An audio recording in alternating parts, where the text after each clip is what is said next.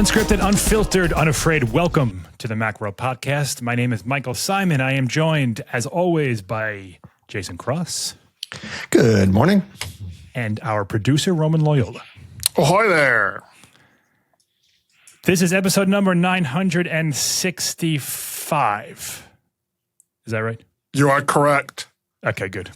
And Happy New Year, everyone. This is our first show of the new year. We actually haven't recorded in a little while. And today we're going to do a preview of 2026. So we were just talking literally like 5 minutes ago. And we decided that we're going to break this into two parts because there is just so much stuff happening or expected to happen this year. So There's this a is lot. the first. So we're going to break it into two halves. So this is going to be like January to like June. We'll end it at WWDC. And then next week we'll pick up where we left off because we try to be somewhat conscious of the length of the show. And if we did it all, it would be like 2 hours and no one wants to listen to us speak for 2 hours. So we don't want to talk we're going for to try 2 to hours. keep this one under an hour.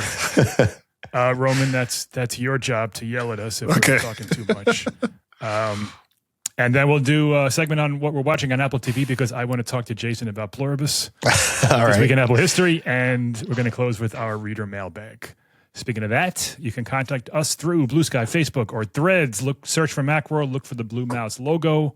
Send emails to podcast@macworld.com. Tell us what you're thinking, what you want to buy, what you're looking forward to in 2026. Because like I said, there's a lot of stuff. We'll talk about we'll talk about the best. Not the best. We'll talk about whatever you want to say next week. It doesn't really matter. I always say the best. It's not the best. Like, who are we to judge? Whatever you want to say, we'll talk about next week. All right. Roman, give me a couple minutes. Okay. We haven't talked to you guys since December 17th, even though you might have listened later than that. So it's been a while. Anything interesting happened to y'all over the break? Or happen at all over the break? Yeah, the week before Christmas, all hell broke loose around here. My wife got in a car accident that was, she's fine. It wasn't serious enough to be like, life-threatening in any way, but it messed up the car real good. And then we had to deal with insurance and we're driving a rental and we're still dealing with insurance because the collision place isn't open on the weekends, and then there's Christmas and New Year's and all this other stuff. So everything that already was taking too long is taking that much longer.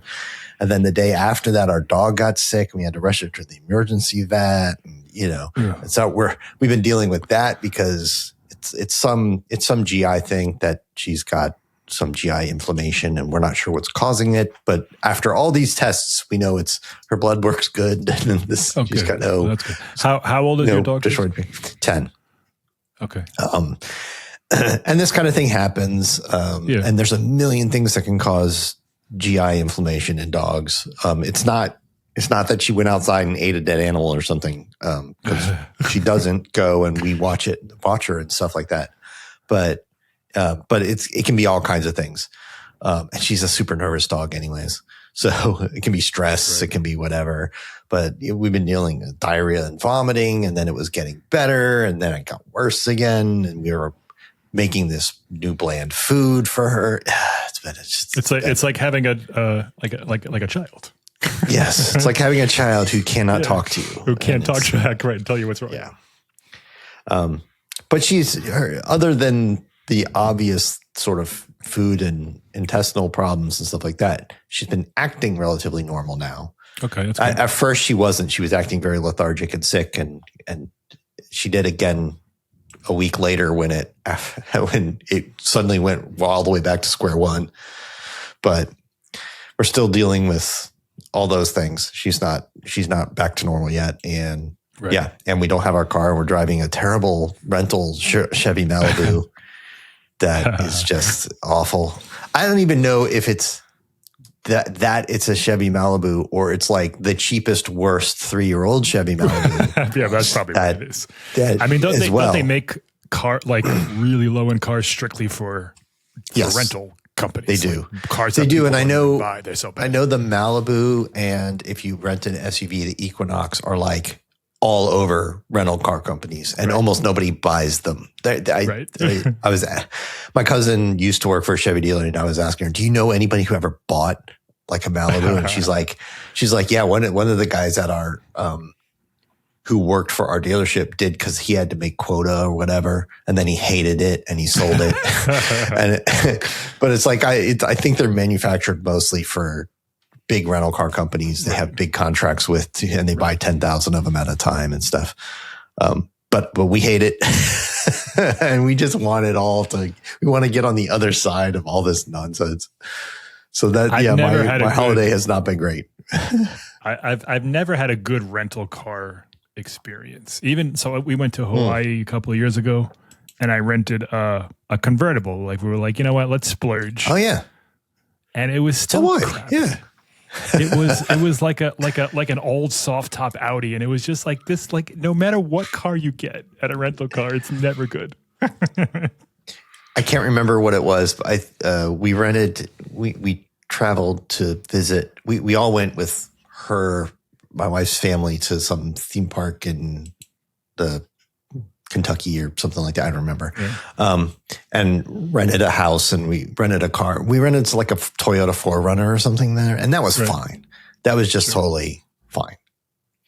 We're like, oh, it's very snowy. We should get like some kind of a SUV. That's what they had. It was something with 4-wheel drive, just in case. And it's also, I think a 4Runner is the top selling car in the world, so it's not surprising. But I went to visit my friend in Florida. This was a while ago. I think like pre-COVID, and it was, so I took it wasn't quite a red eye, but I got there like after midnight, and I booked the car, and I show up, and they're like, "Oh, we gave you an upgrade. It's in spot whatever." I'm like, "Oh, great!" And I walked to this thing. It's like an F-150. Yeah. I'm like, I cannot drive. I'm like, I think I need a Class D driver's license. I cannot drive this thing. Like, you got to give me something smaller. Like, there's no way. I don't care if it's an upgrade. Like, it's not happening. Roman, did you have a nice vacation? Yeah, my vacation was, compared to Jason's, was very uneventful. The most the most exciting thing I did was I watched the HVAC championships on television. It was the most exciting. Like air conditioning repair? Yeah, there are actually competitions where these HVAC technicians put together a system, and they're timed, and get out of here. That was the most, that was more exciting. And they broadcast this? This was on the 8, ESPN 8, where they broadcast weird things. The Ocho. The Ocho. Yeah. Oh, that's awesome. That was more exciting, a little more exciting than the plumbing competition that I watched right after that. So I didn't really do much this holiday. Clearly. You could have watched something better than that. I mean, I have my issues with Pluribus, but it's certainly better than an HVAC competition. Yeah. I did finish Pluribus, and I finished Slow Horses. I purposely saved those for the break week, and I watched those, so which we could talk about later. So yeah, sure. Yeah, we got our Apple TV segment. I'm so glad we don't have to call it Apple TV Plus anymore. All right, Roman, that's 3 minutes, right? Jason, yes, a little more than that. It's always more than that. It's always quote more. unquote 3 minutes. Close. Well, Jason, I'm sorry you got to deal with all that stuff. I hope it all sorts itself out in due fashion. But insurance is just a pain. It is. So, all right. Well, if this was Roman's show, he would say, speaking of 2026 or something like that. There's a transition there. So like I said, we were just talking about this show. So we always do a preview show every January, at least as long as I've been part of the podcast, probably as long as we've been doing the Macworld podcast, all 965 episodes of it. Every year we do a preview, and every year it's, there's a couple new iPads, a couple new Macs, and this year is crazy with the amount of just new stuff that Apple is reportedly going. There's like 4 like brand new or 3 or 4 brand new products, some serious updates, a shakeup update. There's all sorts of stuff going on. So we're going to go month by month and focus on the first half of the year. And I didn't take any notes, Jason. I don't know what the heck is due in each month. So we literally just decided this like 10 minutes ago. So my notes are not month by month, but I think I can figure it out. So we're in January. We'll start there. Yes. iOS 26.3, maybe? Right. Probably, possibly. Yeah. Usually comes out the .3. I looked at the history for the last several years worth of that. It usually comes out like sort of last week of January, sometimes just into February. But yeah, and 26.3, the beta's out there, and there's just kind of nothing special in it. Yeah, that's not the special. There's not. Don't get excited. Right. It's really nothing's going to happen in Apple land in January or February. Well, that's not necessarily true. I guess we should start. I guess the first product we should say is the rumors say early 2026, and we don't know what that means, but it could be before March-ish, is that inexpensive MacBook. Yeah. Right? All right. Well, wait, pause on that one. Okay. So there's, at the end of 2025, we heard rumors of a new AirTag and a new Apple TV 4K. Yes. Does either you think that we're going to get that at some point, just as like a wake up one morning and the website's refreshed with like a new AirTag or a new Apple TV? Or are they going to push that to some point down the line? I think we're going to get that, but I think we're going to get that in like March or something. So like as part of the larger event thing? As part of some larger event or some larger, even if they don't mention it at the event, they'll probably refresh that. And that new HomePod Mini that they were talking about, it's also, it's a chip upgrade. So like, those are all chip upgrades. By all accounts, those are done, like and ready to go. Yeah.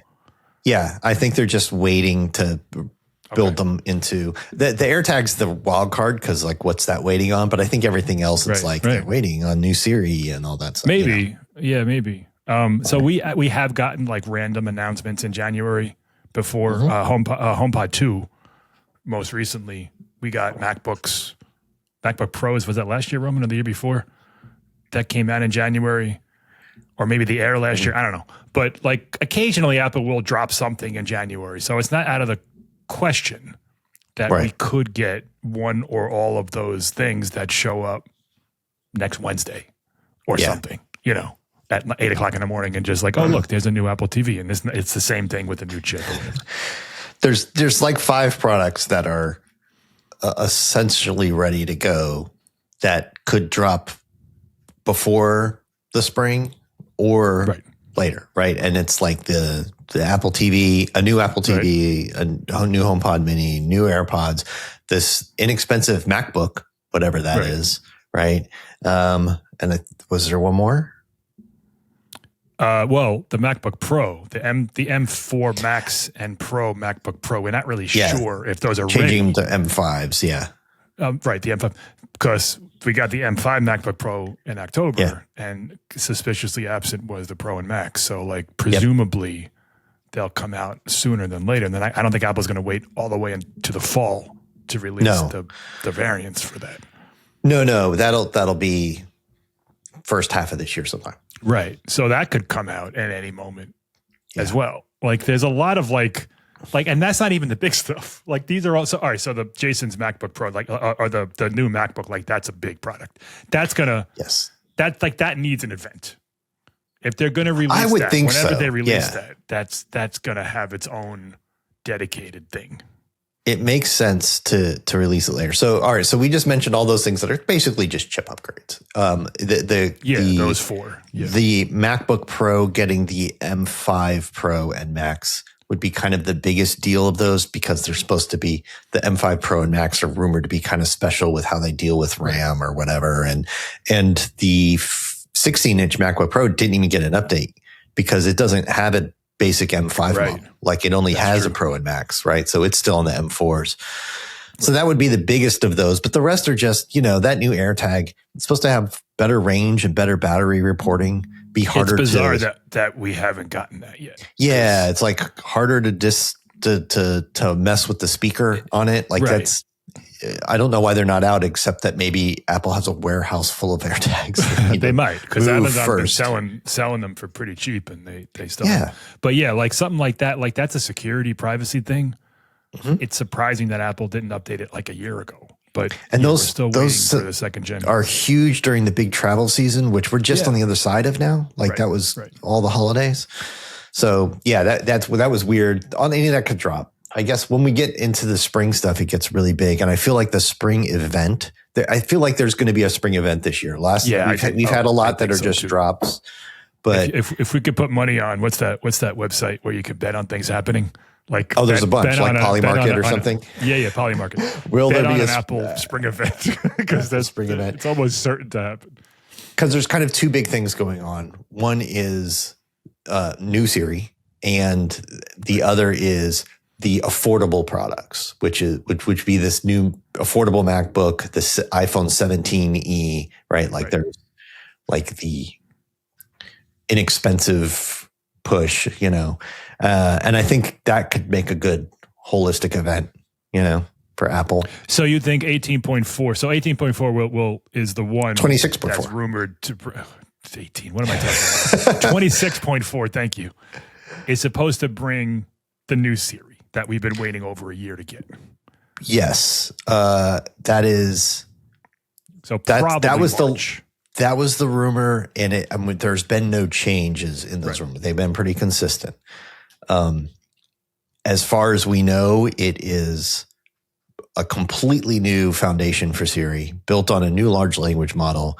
It is allegedly Google's Gemini technology, but it's not just Gemini. It's customized for Apple. It's going to run on Apple's servers. It's going to have all of Apple's privacy protections. It's going to have some different, and it's going to do all that stuff on your phone that they promised that never got delivered. All the app integration stuff, iPhone 16 stuff. Yeah, the personal context stuff, the understanding what's on your screen, all those kinds of things.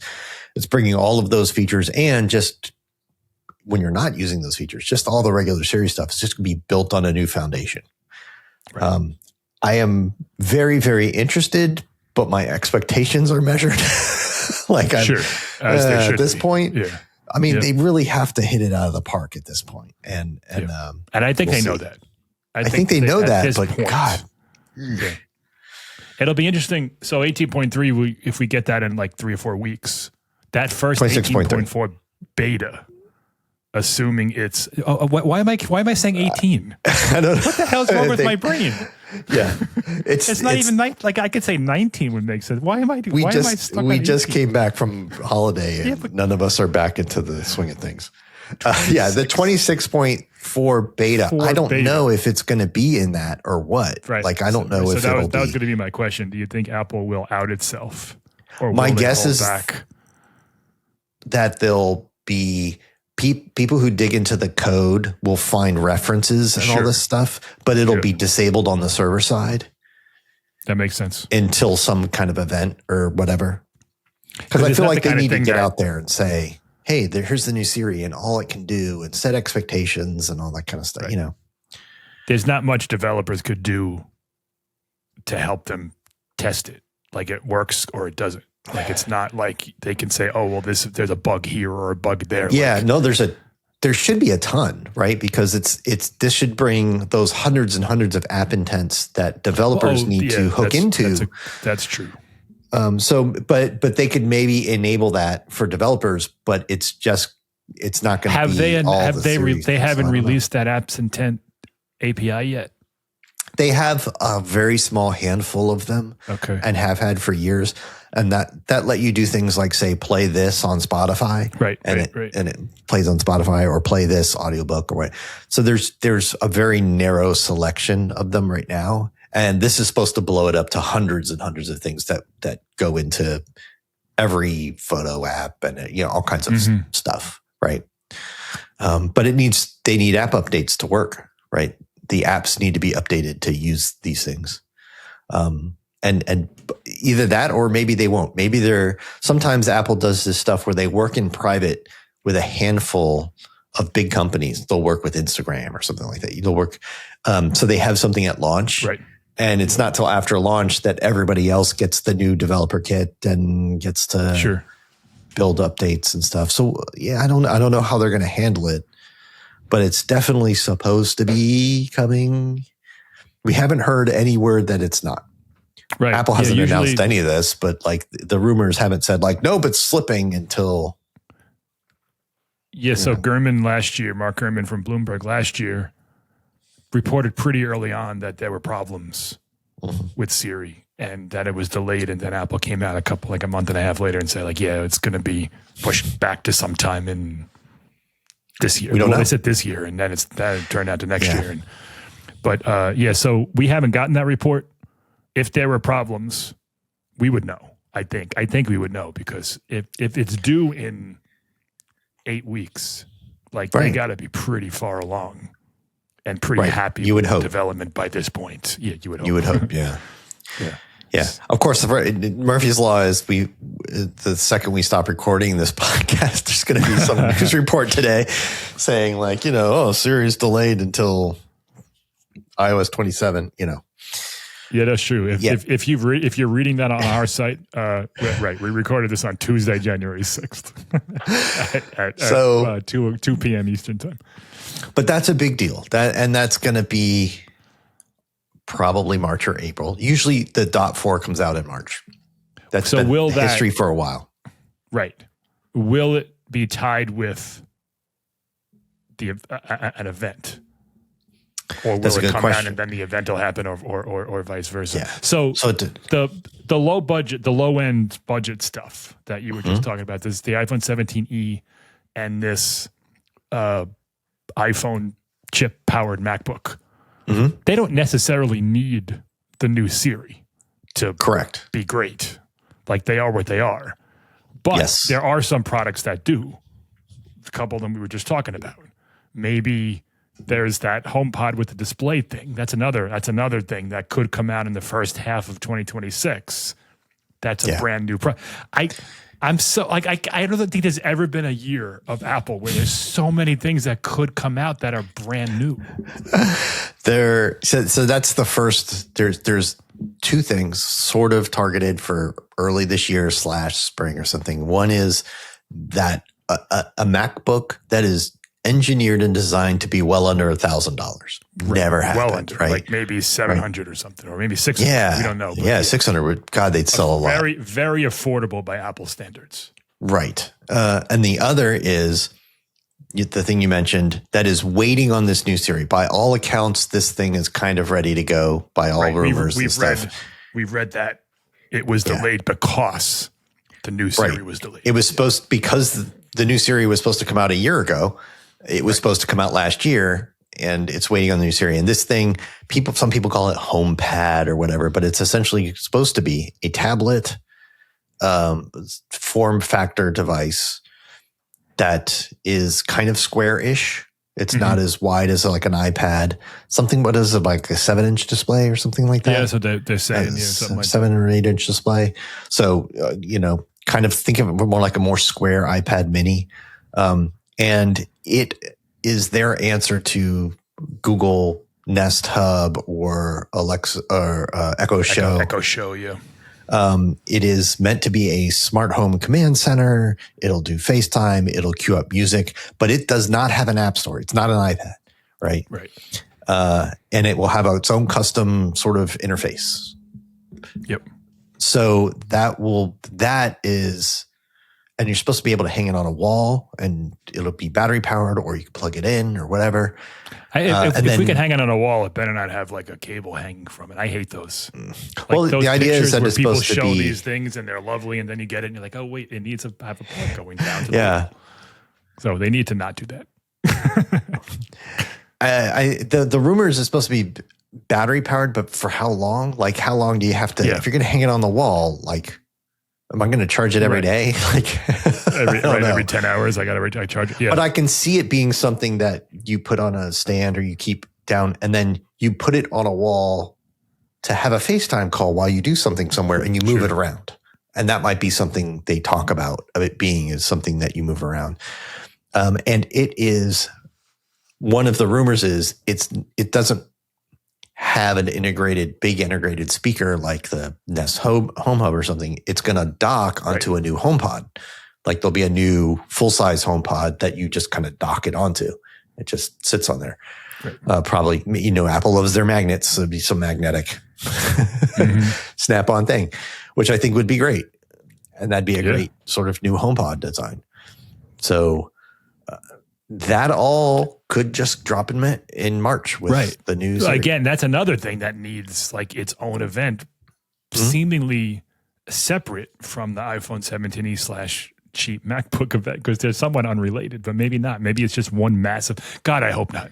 If that's the case, I'm taking the week off because that is a ton to write about. But that's two brand new categories. The Smart Home Hub, like yes, they exist, but Apple hasn't done it yet. Right. And this low end MacBook, which sounds like a big deal, but it is a big deal because Apple's never had anything under $999 for a Mac.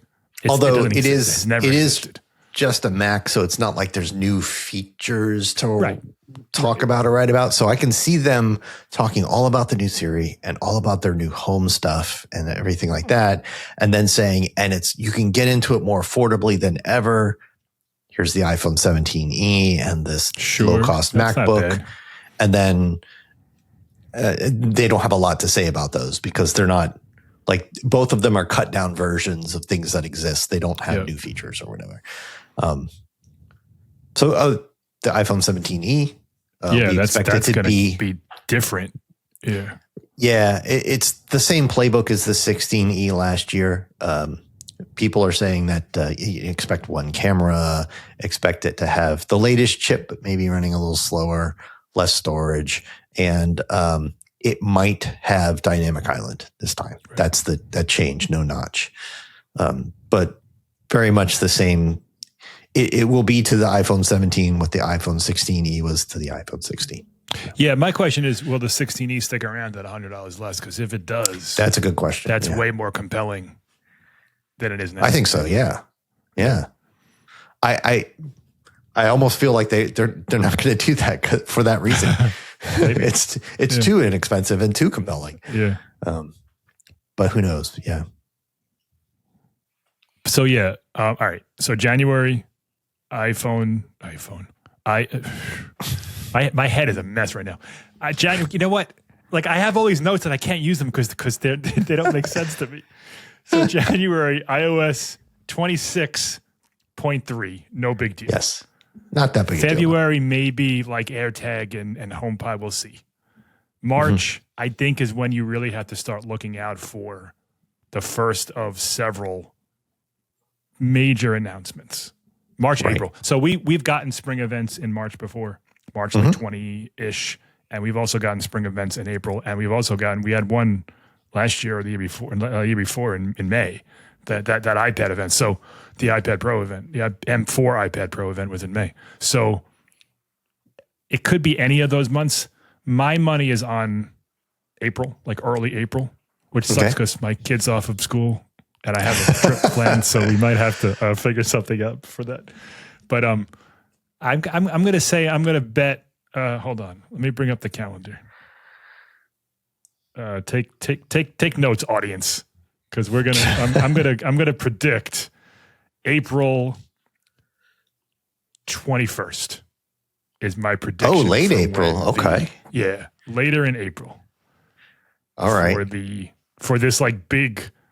When did the 16e come out? That was in March, wasn't it? March. Yeah, it was pretty early. They don't need an event for the 17e. I mean, they could just not for that alone. In fact, they didn't have an event for the 16e, like and that was totally new. Yeah. They just had a neat website. And that they could do the same thing. There could be some stuff that comes out in March, and then they have an event in April. Right. So we're in this weird thing where we don't know what Apple's timing for releases are. It's kind of like, here's everything coming by the spring, and it's like 10 things that could drop at any moment. Like Apple events aren't really what they once were, in the sense that they're not live. So like we've had over the Mac Mini was a huge redesign that didn't get an event. So this new MacBook it could just be a website thing. They don't need to do an event Absolutely for all these products anymore. Yeah, so, they'll do this thing where they'll do a new just direct to web website release like every day of the week for a week, and they'll tease it like an event, but they won't have like a 10 a.m. like a big video. hour-long video with a big intro and stuff like that. And they could very well handle it that way again. Yeah, they did that last year with the MacBook Air, the iPad Air releases, the M3 iPad Air, which they were minor refreshes, but still, MacBook Air. Speaking of iPads, that's another thing we expect to have. Right, there's more stuff in the first half of the year, right? Yep. So regular iPad and iPad Air are due for their updates. Right. So they got and updated then maybe last a mini, year. maybe not. Maybe a mini. Probably not. Maybe probably a not. bigger than usual mini, based on some reports. But all right, so we'll backtrack a second. The iPad and iPad Air were just updated in March, February, March. I don't know. Sometime in 2025. Yeah. Early spring. Just minor updates, and the reports say that this one won't be much different. M4 probably for the Air. The iPad will probably get a bump to the A18 or A19 processor, which will allow it to run Apple Intelligence, which is fine. But otherwise, just their iPad. I mean, honestly, there's not a whole lot Apple could do. If I was an iPad engineer, I would be like, what am I supposed to do with my job? Because it's basically perfect in the sense that the form factor can't change much. It's thin, it's light, it's portable, it has a fantastic display. Like, what am I supposed to do every year to make this thing better? Other than they keep trying to make it. They keep trying to make them thinner. Like the Pro just got really thin. Yeah, but the regular. I mean, the next step is just like, when is it economical? When is it economical to make them have OLED displays? That's the next step. And that's about economics. That's not an engineering hassle they can't do, right? That's just like, when's the price right? So that's what they're waiting on. That's where we're at. And there's talk, some rumors, that the iPad mini, of all things, would be the first iPad, not the first non-Pro iPad, to get that OLED display that Jason was just talking about. But that's not supposed to happen until next year. It's supposed to go. Well, maybe, but it's possible. That's what the rumors are saying. The rumors are saying it goes. Next up is the big MacBook Pro refresh, maybe late this year, maybe early next year, and then iPad mini. So it would be the next iPad mini refresh. If an iPad mini refresh happens like this spring, then it'll probably just be a chip. The mini when was the mini? The current mini was introduced in 2024. Yeah, right? 2 years ago. And it probably won't be an update this spring. It'll probably just get a chip upgrade in the fall, and then an OLED upgrade, like the bigger upgrade, like the next year. So or they could just skip the chip. They could skip the mini altogether this year. They've done that before, where it's people who buy the mini aren't buying it to do high-end tasks. It's like an e-reader and portable video DVD player. What it is, yeah. So like the chip it runs Apple Intelligence. It's plenty powerful. The screen's good. So they could, but that is in the works allegedly. An OLED mini, which would be, that's nice. That'd be nice. I don't think it would make a. But we're talking 2027, and size. if our show here is first half of this year, we shouldn't expect it. Okay, I'm going to write that down for an OLED one. Yeah. Jason says no iPad mini. No OLED iPad mini. No OLED iPad mini. If there's an update, it's just going to be a chip. I don't even think there's even going to be an update. There might not be. Regular iPad, iPad Air. Yeah. Why? Here's a question, just for anybody who's listening. Why does Apple update the iPad every year, and usually the iPad Air, but not the Pro and the Mini? What's the difference? I don't know. The Pro makes more sense to me why it's a challenge, because they get high-end M series processors now, and it's like maybe there's a cooling challenge or a power delivery challenge. They have to adjust more. The regular iPad, it's just swapping out that Like it's such an easy and that's chip the least. swap. That's the least of Apple's products that needs an annual update. Right. It doesn't need it. That's what gets me. I mean, it's kind of like the Apple Watch at this point where it's like you don't get anything more from a 1 year newer chip. Like you don't, in terms of just update it every other year. They sell a ton of them and they would still sell a ton even if the chip inside was just like, oh, it's a 14-month-old chip. It's fine. I don't even think people who buy it even pay attention to what the chip is. They don't. They can't. I can't imagine. Right. So anyway, all right. That was an aside. Roman, what do we have? Like a half hour ish. So we got, all right. So we still got WWDC, but before that, the MacBook Pro, the M5 Pro and Max MacBook Pro also have to come out at some point. So Apple almost has to have 2 clusters of releases here. One, probably an event, and one like a bit of a stretch of website announcements, because there's just too much stuff to cram into one event. And they all need like a little bit of attention. Like as Jason said before, the MacBook Pro, it's not just, oh, here's the M5 Max. The reason why they waited is because the M5 Pro and Max processors are going to handle graphics and RAM differently, which will allow people to kind of mix and match. Yeah, maybe. What they want. Yeah. Right. So if you want 32 gigs of RAM, but 30 core GPU or whatever, like you'll be able to have a little bit more control over how you build your machine, allegedly. Okay.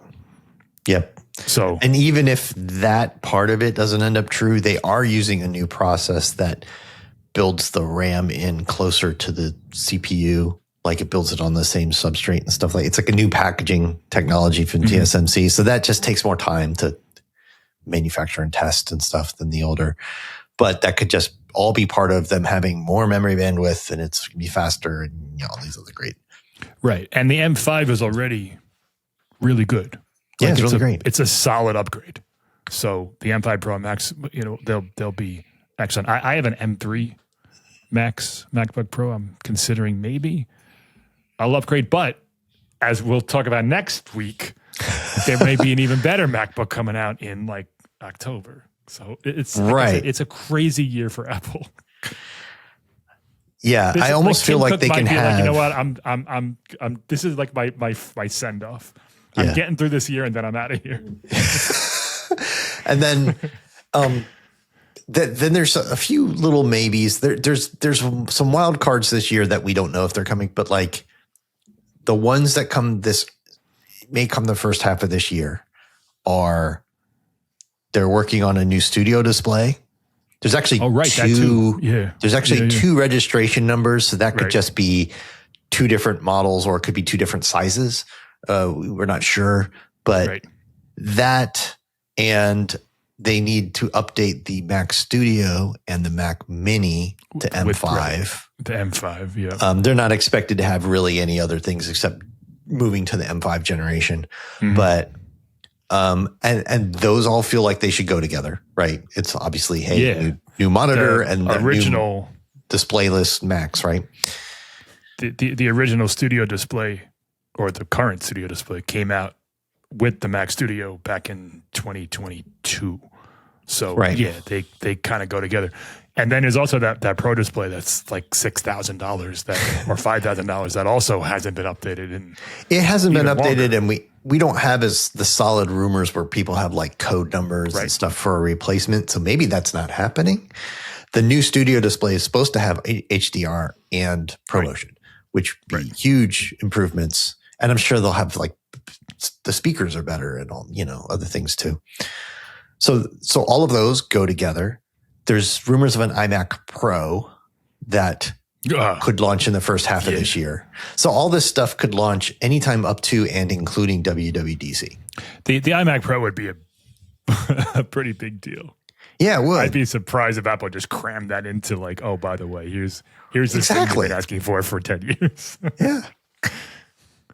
So all that just goes to say, like, they could just have a Mac event that is all of this Mac stuff. There's so much Mac stuff that could land in the first half of this year. They could just have a Mac only event. Stuff. Usually Mac is like October, November time. But there's all they released last year was the M5 MacBook Pro. So there's all this Mac backlog of stuff. Like the Mac Mini still has an M4, as Jason just said. The iMac, even without the Pro version, the iMac still has an M4. That could get a new one. And, that design is now 5 years old. Like they could get a new one. Like there's so much little stuff. So like that would normally, in a normal year, that would be like, oh, cool. There's all this stuff. Like that's like second, like that's not even matter. Compared to the other stuff coming out. So by May, we'll say, we could have a new MacBook Pro, a new low-cost MacBook,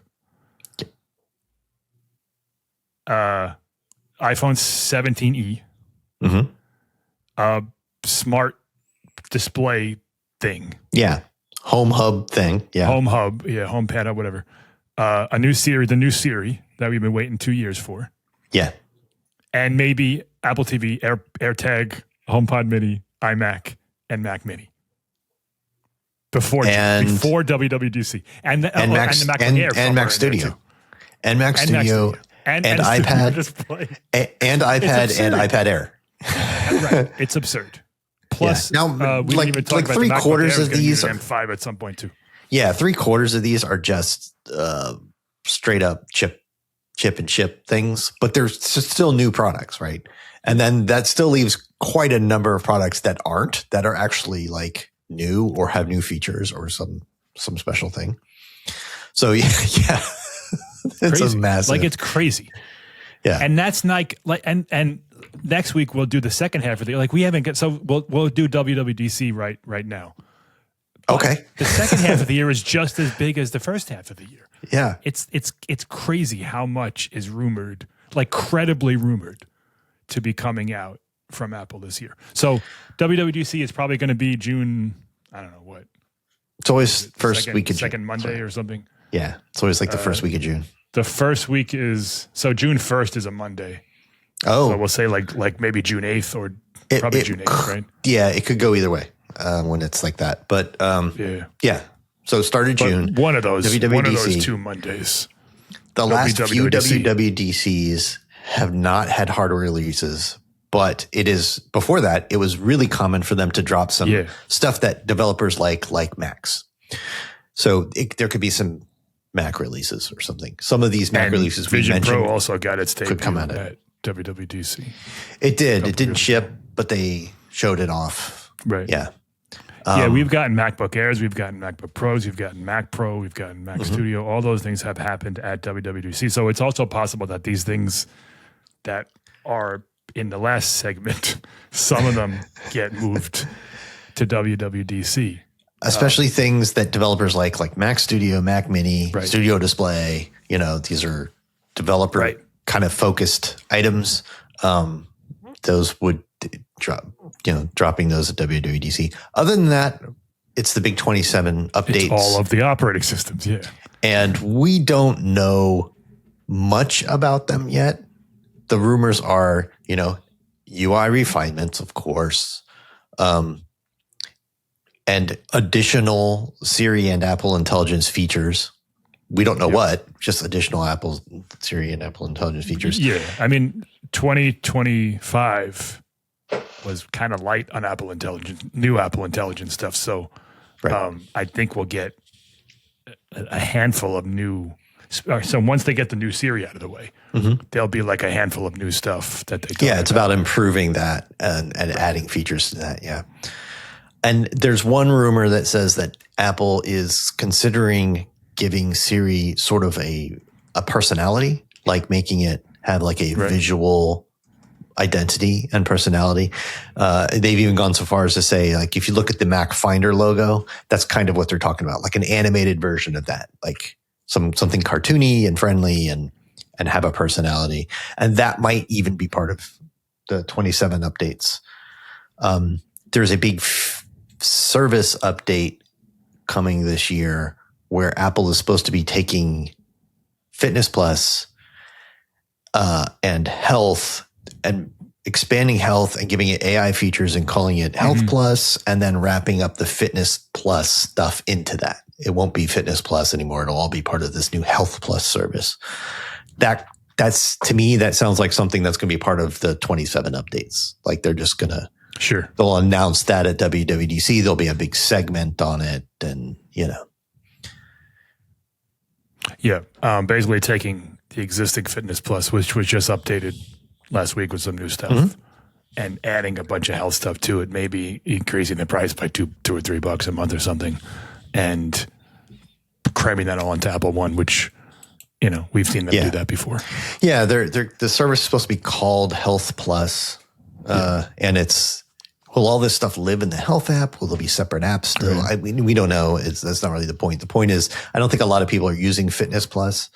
So over the break, there was like an Instagram tease that Apple did of before all the new stuff, and so I wrote a short little story, and I was looking at the comments on the Instagram post, and I was surprised. There was quite a few of people who use it and are excited about it and liked it. So I think maybe it has more users than we think. I mean, I don't think it's as many as Apple Music, but it does have its followers. Like people do use it. Yeah, and it's in Apple One, so you get that. Yeah. And you get a couple months free when you buy a new Apple Watch and iPhone stuff. So I think that's the thing. They're going to wrap that into a whole new service called Health Plus. I don't think that's coming before the 27 updates. I think that's going to be part of the 27 updates. Yeah. So that's with a whole new design and AI features and all that other kind of stuff. Yeah. And Mac OS, iPad OS. Yep. Vision OS, Vision OS is another thing. Like, we're not even going to really mention that, but there's the off chance that we get like Apple glasses, because we're in that kind of nebulous time. If we talk about all that stuff, I mean, that if any of that happens, it's going to be the second half of the year. So we'll save that for the next show. Okay, good, because we're like at an hour already, and we still got to complain about Pluribus. So let's all right. So that brings us to June. And that's where we said we stop. I promise you next week will be more organized, because I'll be prepared for this month by month thing that I wasn't prepared for.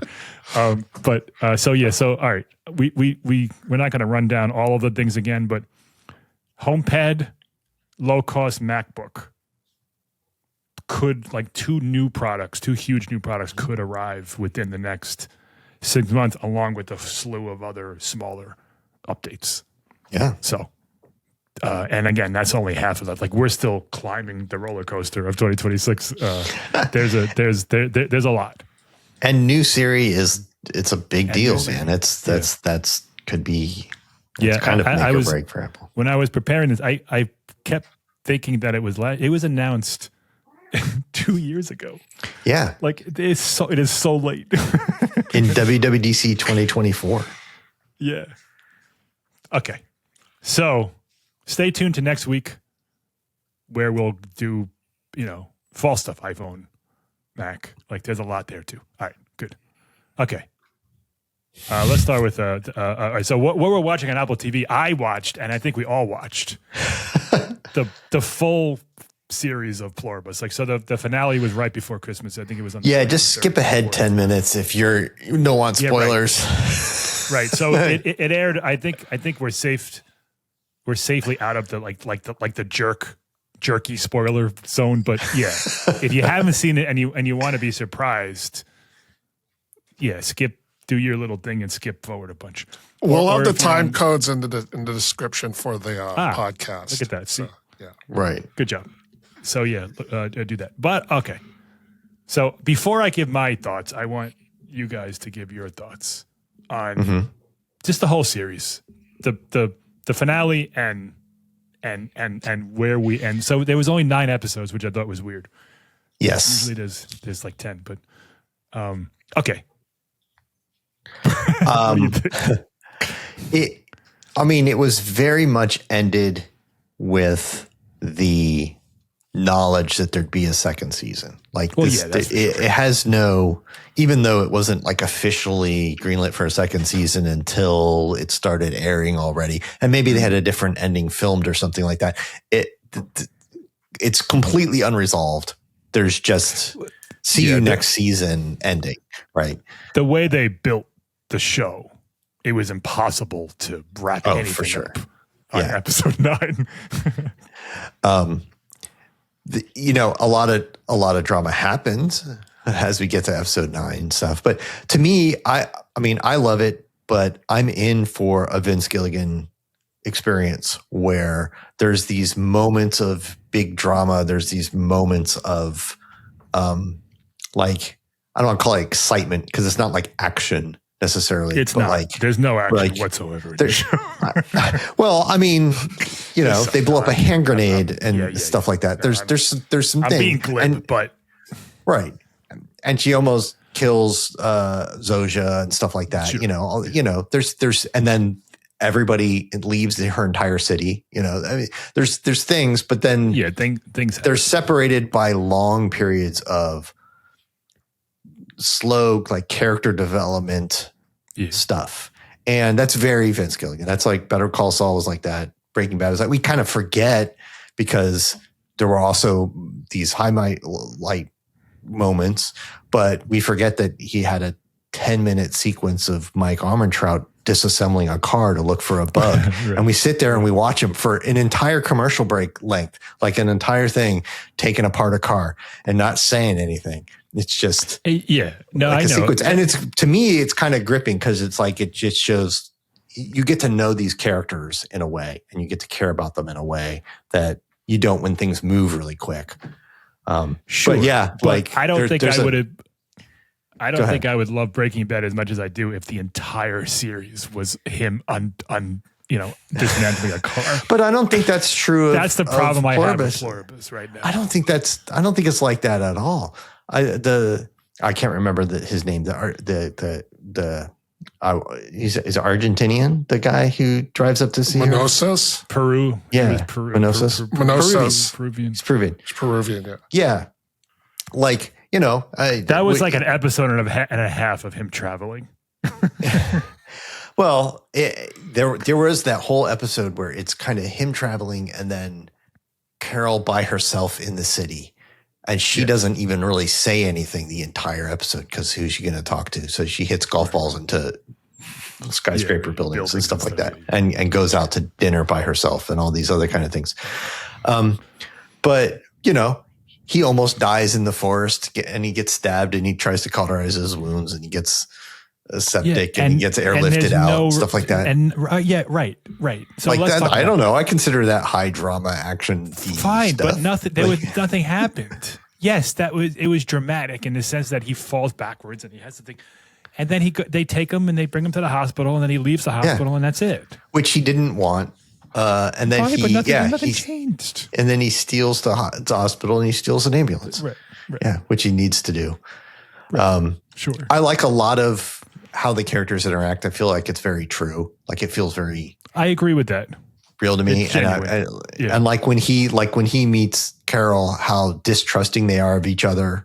Yeah. And he tries to take her phone, and there's a lot of funny gags with the phone translating while they yell at each other and stuff. Totally agree. That was a good scene. Yeah, that whole. I feel like the show's full of those good scenes. I like it, but I don't. Sure, but nothing happens. It to go. I disagree with that so nothing much. Happens. I couldn't possibly disagree with that more. Give me your favorite thing that happened and affected the direction of the show. What, all right, you're going to have to define what you mean by affected the direction of the show. Meaning that it took us in a different direction than we were going originally. Well, all right, so for example. Okay. So Carol meets all the other, I don't want to call them survivors, but the other people, and they all hate her.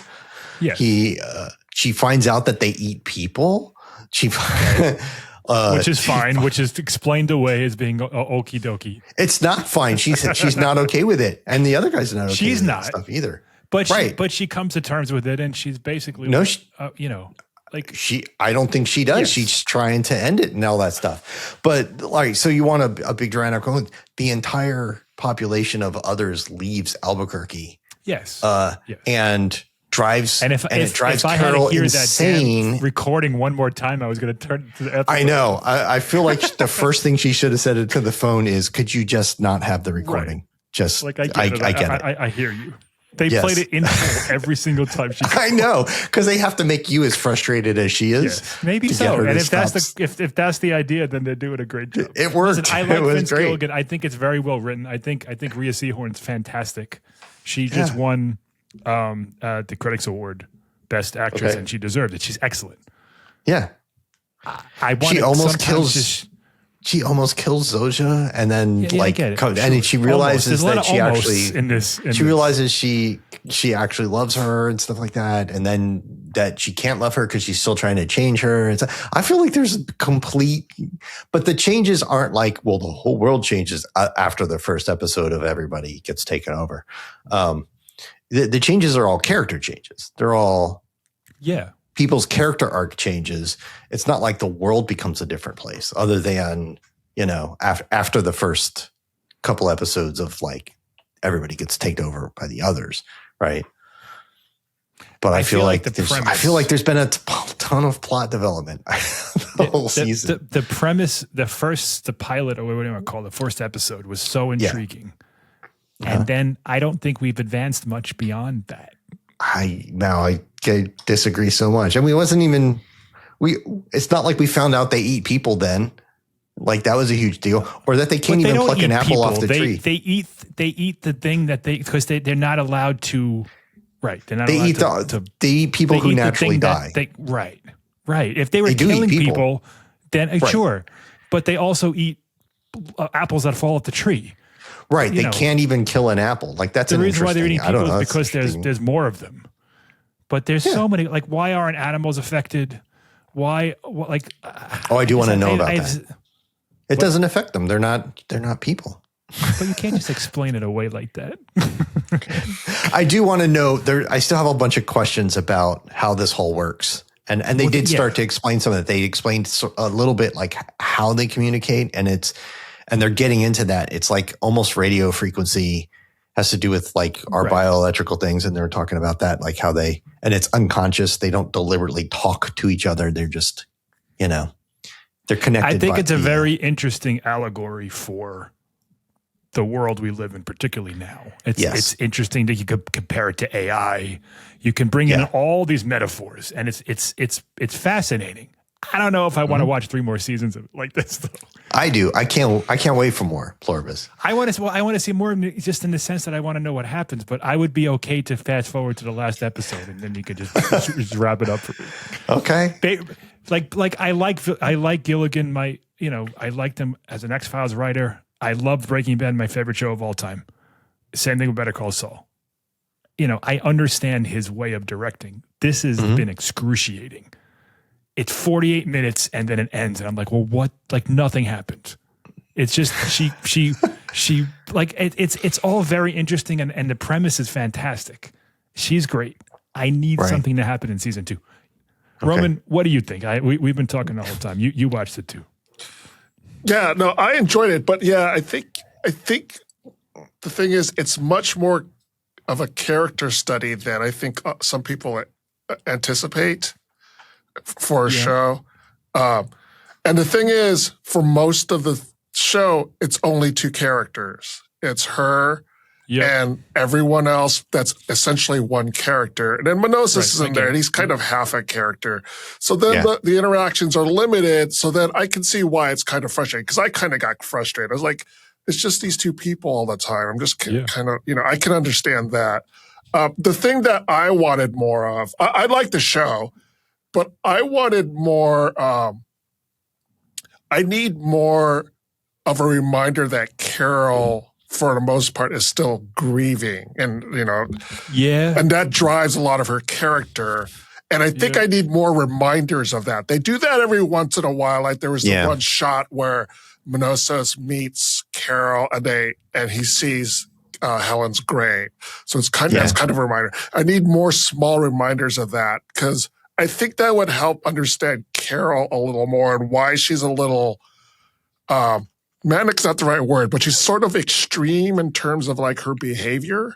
Yeah. That's because she's still trying to figure out what she's doing with herself. Yeah, she kind of was to begin with. She was sort of depressed and a problem to begin before she lost Helen. Then she lost Helen. They give us the little timestamps, and I think by the time Minosis meets her near the end of the season, it's what is it, 78 days or something like that after the thing. And it's like, to what degree is she still grieving? I think there was it was unspoken, but this whole thing with Zosha being practically designed to be her perfect person. And this whole having her, the reason she decides to end them all again is she had her heart broken again. Like she was left alone for so long. Right. After grieving, she realized, I can't take this. She says, come back. They come back and she spends all this time with Zosha and she thinks, I can actually have a relationship with this person. I'm getting her to say, I'm hearing about her as an individual, but it's all, and then she realizes it's all an act and they want to change me instantly. They just want to, they're going to force me to change the second they can. They're not even going to ask. And she feels completely betrayed again and left alone again. And now she's like, give me the nuclear bomb. And I'm, The scene that I was fascinating me the most was when there's a young girl in some, I don't know, country, they don't really say, and she gets the thing, the misty thing that transforms her from a human into, or one of the thinking others human into the other. And like, they show her fears and they show her like trepidation and the people around her. And then as soon as she turns, it's like, psh, done. Like we are, like nothing matters anymore. She abandons her pet goat and they go off and they do this like, this communal living. And, I get all the metaphorical stuff. I something has to happen. You just described something happening. I don't know what you're waiting for to happen. But I feel like that's something happening. It was an interesting scene. I knew like there was no, like I knew how it was going to end up and it did. It was cool to see it. I need something to happen. That's you wanted more of a surprise. You wanted her to die from it or something, and then that would have been like, "Oh God, it didn't work." They're, all right, or fine. Something. Yeah, you're right. Yeah, that would have been good. Right. Maybe I'm just a simpleton. I don't know, but I need something to happen in this show. I did watch the what was it called? Begonia with Emma. What's her name? Oh, I don't know anything you're talking about. None of these words. Begonia is it's a movie that's it's not related to Pluribus, but it's okay. It also involves alien beams. Emma Thompson? Is that? Emma? No, not Emma Thompson. Emma Stone. Emma Stone. Okay. That was excellent. And if you watched it, I guess you'd understand why I want something to happen in Pluribus. Anyway, all right, let's move on. Clearly, Jason and Roman are more intellectual studies than I am. I like Pluribus a lot more than the HVAC championships that I watched on the Ochos. So. All right, Roman, we got This Week in Apple History is... So this week in Apple history, on January 6th, which is actually today, so 22 years ago today, the iPod Mini was introduced at the 2004 Macworld Expo. So the big thing about the iPod Mini when it came out was the initial response was, that's pretty cool, but man, it's pretty kind of expensive.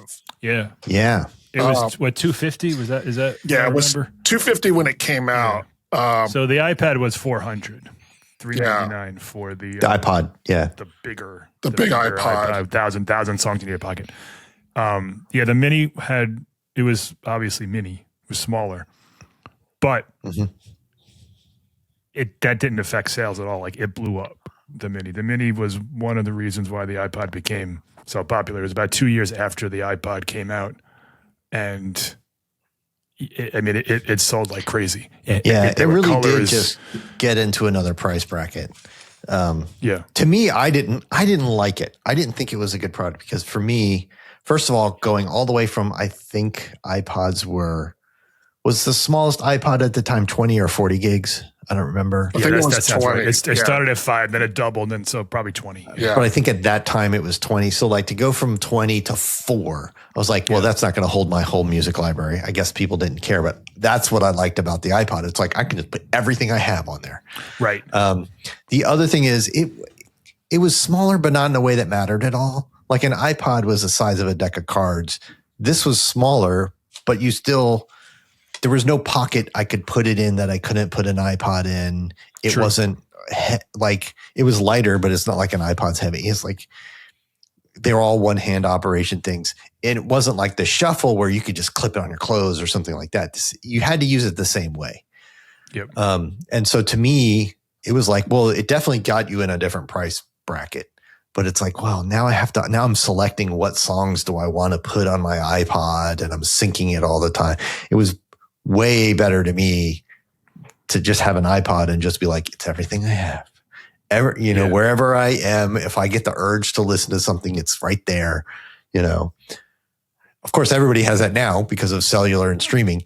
But back then you didn't. Yeah, right. And so that was so cool.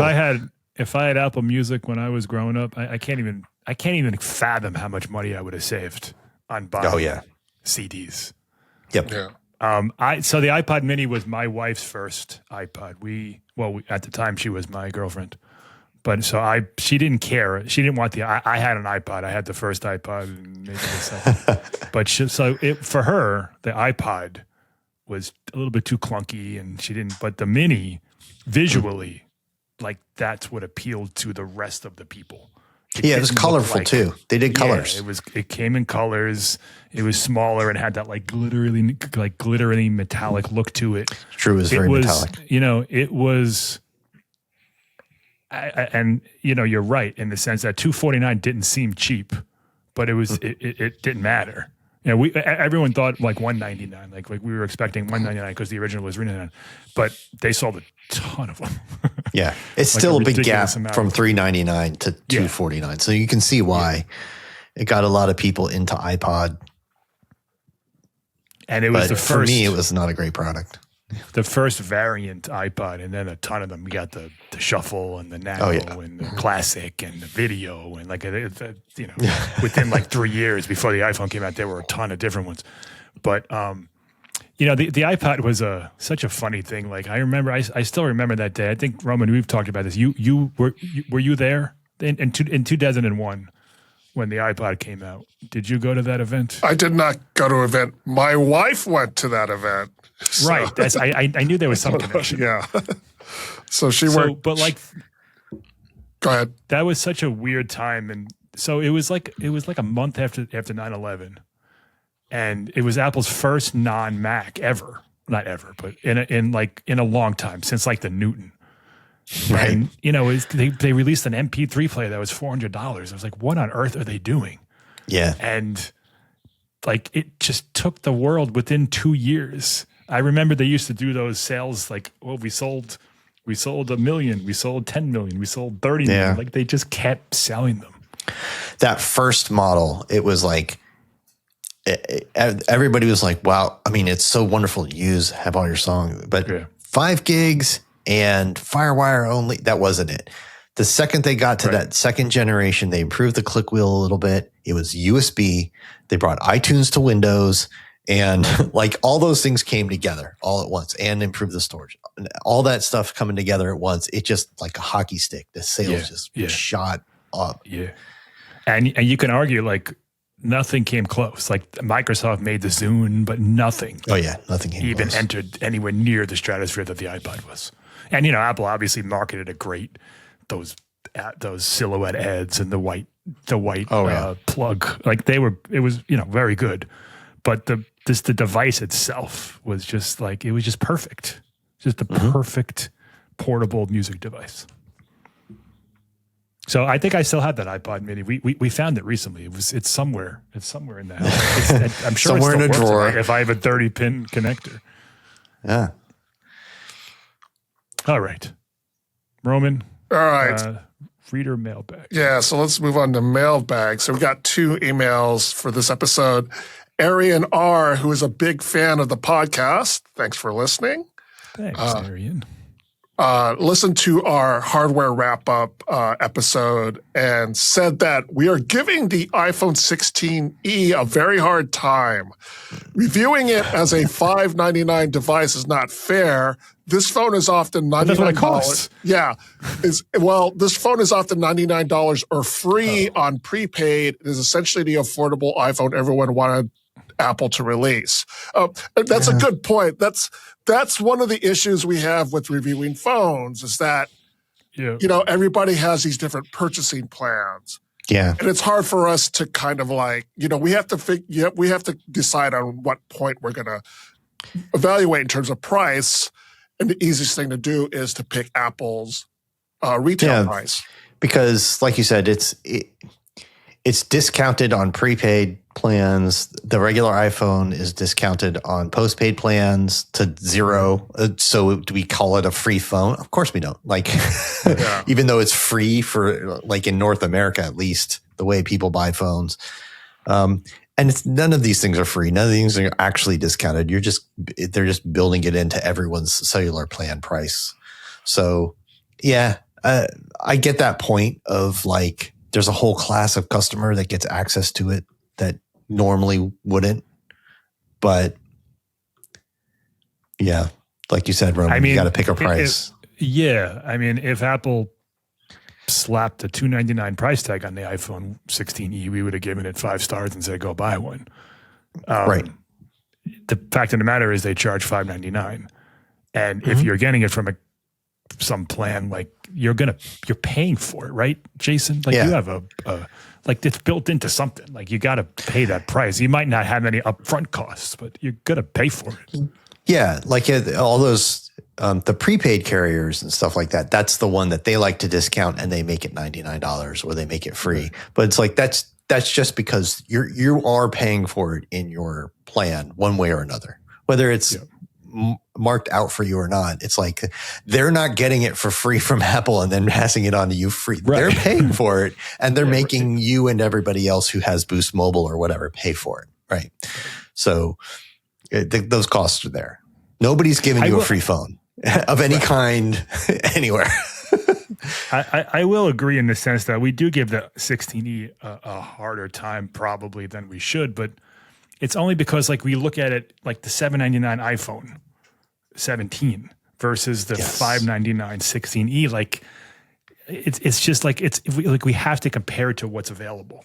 It was easier to like the 16e before the 17 came out. The 17 ticked so many boxes without raising the price from previous years and everything, and it's just such a better value, and especially if you keep your phone for a long time, it's a real good, much better phone.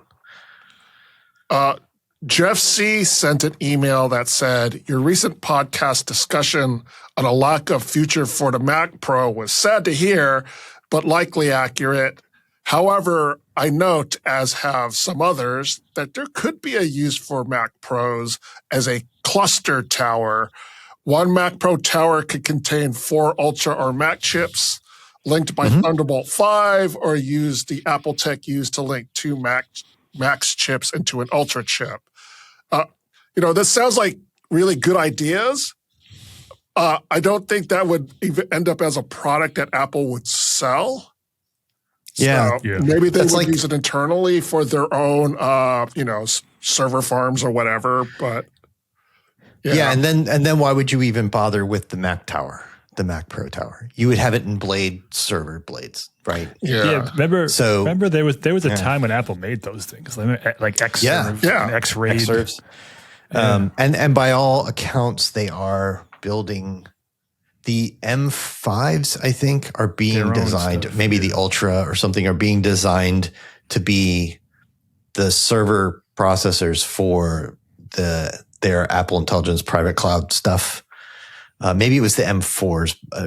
No, I think it was the M5 Ultras. It's that's where they're aiming that, to building Blade servers. But the market for buying a big computer tower that is a multi-processor workstation kind of thing. It's even smaller than small. the Mac Pro market already is. So I just can't imagine that they'd want to bother manufacturing it. It's a cool idea. And I honestly, people kind of do this now where there's these things where you can house like 4 Mac minis all clustered together or 8 or whatever. So that kind of thing. But that almost makes more sense to me. Just buying mix and match Mac minis. or like high-end Mac Studios or something. Yeah. Yeah. Just as you go, slot them into some housing and just. Yeah, because Tahoe now has that support where you can cluster Macs together and create essentially a processing farm. So cool. Yeah, AI development's huge. It feels like there's a market there that Apple could, say, hey, here's a AI server, you could. Yeah, sure. But Apple doesn't seem to be interested in those kind of sales or that kind of marketing or that kind of business, it seems like. So the people, there's just not a lot of people who want that locally. There are people out there, and I'm sure we're going to hear from them, but most people are happy buying AWS cloud server space for if they want to do a bunch of AI development, they do that in the cloud, and where they can grow and shrink the amount of processing power they need and only pay for what they need as they need it, So local AI development is that you would need like a multi-processor cluster for and stuff like that. Like, what's the size of that market? Yeah, I just don't think Apple's going to do that. I still want to know how many Mac Pros they sell a year. Like, is it in like the single digits? I can't imagine it's 10,000. It's got to be less than 10,000. I would certainly like last year, maybe when the M2 Ultra first came out, but like you got to be crazy to buy one now. Right. All right. We're getting. We'll talk about the Mac Pro next week. All right, that does it for this episode of the Macworld Podcast, episode 962. No, it's not 962. Roman, I forgot to change my outro. You had it at the start. So I have it in 2 places on my little notes here, and I only changed one of them. That does it for this episode of the Macworld Podcast, episode 965. Thank you to Jason Cross. Thank you. Thank you, Roman. Thank you, sir. And thanks to you, the audience, for listening. You can subscribe to the Macworld Podcast in the podcast app, on Spotify, on YouTube, at the Macworld Podcast channel, or any other podcast app. If you have any comments or questions, email us at macworld@podcast.com. Contact us through Blue Sky, Facebook, or Threads with Macworld and the Blue Mouse logo. Comment under a TikTok video. In fact, Jason's going to be posting, maybe by the time you hear this or some point, a 2026 preview on TikTok and Reels and stuff. So, go find that, listen, and respond, and we'll talk about whatever you guys want to talk about next week. And next week will be the second half of this episode where we do the rest of 2026. So join us in the next episode of the Macworld Podcast where we talk about the latest in the world of Apple. See you next time.